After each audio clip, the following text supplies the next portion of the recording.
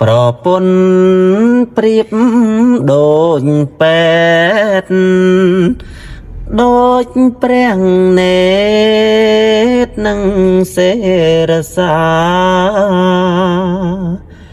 ត្រូវចេះ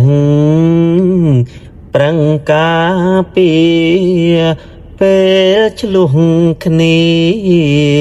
កុំចង់ឈ្នះចាញ់កុំចង់ឆ្លុះនឹងស្រីពលហាស្ដីកុំអើអញមនុស្សស្រីបើស្រឡាញ់តែងខ្នងខ្នាញ់ប្រច័ណ្ឌ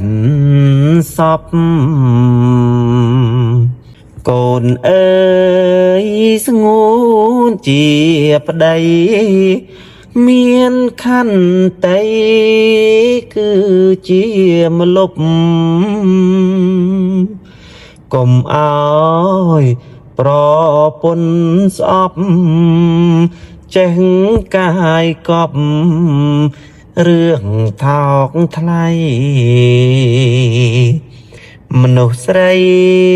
ចិត្តស្រាលណាស់អារម្មណ៍ផ្លាស់